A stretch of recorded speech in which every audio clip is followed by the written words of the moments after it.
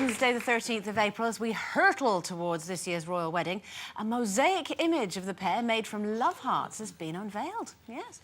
And alongside me, Andrea Mclean, are a line of sweet treats. That's Lisa Maxwell, Zoe Tyler and Jenni Eclair.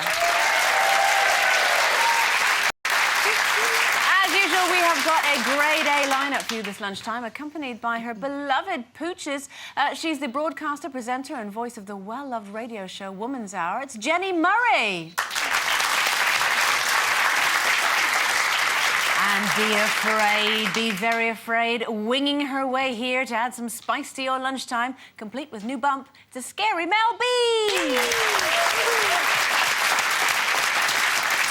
Now, did you girls catch last night's EastEnders? Did you? Yeah. Well, while the female residents of Albert Square readied themselves for Tanya's hen do, daughter Abby was a little less enthusiastic than most about proceedings and whether she should join them. Here's why. Mum actually wanted me to join him. Can you imagine? It'd be like going on a night out with them loose women. I know! She should be so lucky. Well... There's nothing wrong with our nights out. Well, let's have a look, because after that little outburst, well, we'd have a look and see if their night out compared in any way to one of ours. Remember that time you got arrested for nicking Thunderbird down the social? Nicking a kid's bike. Right, Mum, right. I am seeing you in a whole new light. Talk of the estate for weeks. Didn't know you grew up in an estate, Tanya. Anything wrong with that? Look, don't matter where you come from. With class, you either got it or you ain't. Me and Denise, we've always had it. Innit, Dee? Well, our Denise has definitely got it, hasn't she?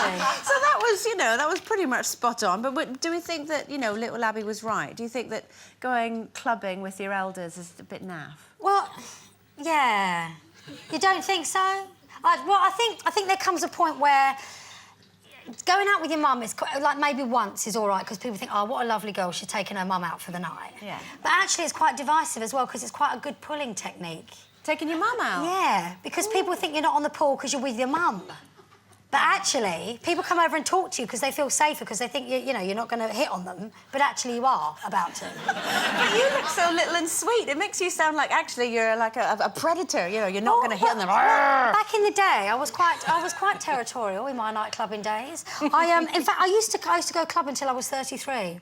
But yeah, I did, because I met Paul when I was 33, and but it was a different kind of club. It wasn't like night clubbing, like oops upside your head and dig in a ditch, star.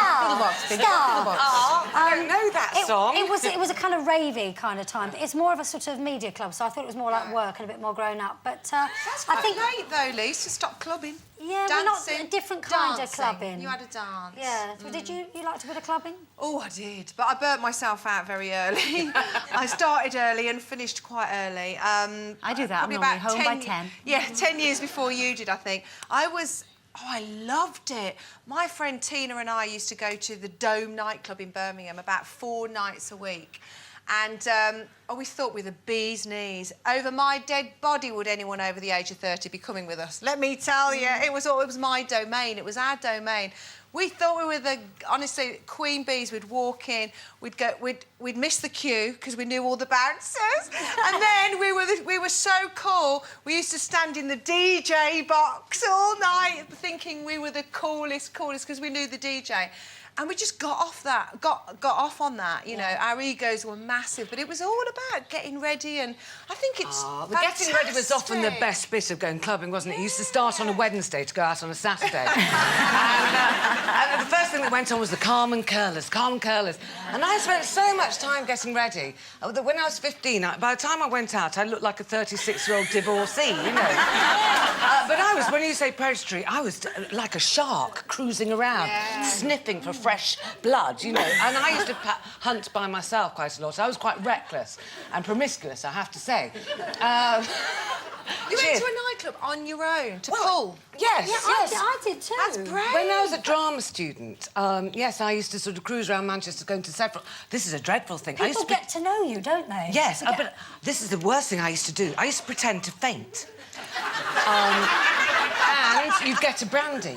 And I'd go on a fainting circuit of the pubs in Manchester, fall off bar stools, get a brandy, and then I'd go to a club and I wouldn't have to buy myself a drink. Who do you Marvellous. talk to? You know, Anybody. When you go clubbing, you need your girlfriend there to go, he's looking, he's not. He is, he's looking. He's looking. Do I look all right? Yeah, you look fine. When you're on your own, what do you do? I was reckless, and I would, you know, I'd hate my daughter to behave like I did. I'm the same, actually, because my beau, she's only 11, so I can't imagine we'll be going clubbing for a few years, but she said she will never, ever go to a nightclub. She's 11. I don't know, she's 11. She just said they're full of very strange people who behave very badly. I was Jenni. I was like that, and I have to say I was quite a pious little 11-year-old, I suppose. I went, you know, I did the whole clubbing thing and all that sort of stuff, but it kind of happened around me, because I can remember I didn't move to London until I was about 24, and when I was about 25 was when I started going out with girlfriends and stuff. We'd go clubbing, and I can remember, you know, we went to some really trendy... I have no idea where I went, because I used to follow them, in a really trendy club, and I'd kind of had enough by then. Everyone's drinking water, like me, and I thought, well, isn't that nice?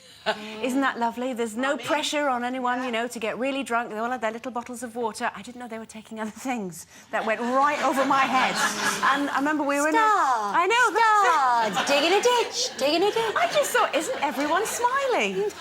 You know, so I did do the clubbing scene, as it were, but oblivious to everything else. I remember being in a cubicle and the girl next to me went, and I thought, oh, she's got a terrible cold. And that's the God's honest truth. Dreadful sinuses, poor Terrible woman. sinuses. I nearly gave her a paracetamol.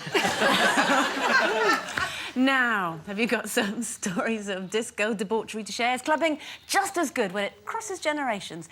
You can go to our website, itv.com/loosewomen, or email us at loose.women@itv.com. You can also post your questions and comments on our Facebook and Twitter sites. Make sure you get your views in by 1:15 p.m. today, April the 13th, and we will read out the best.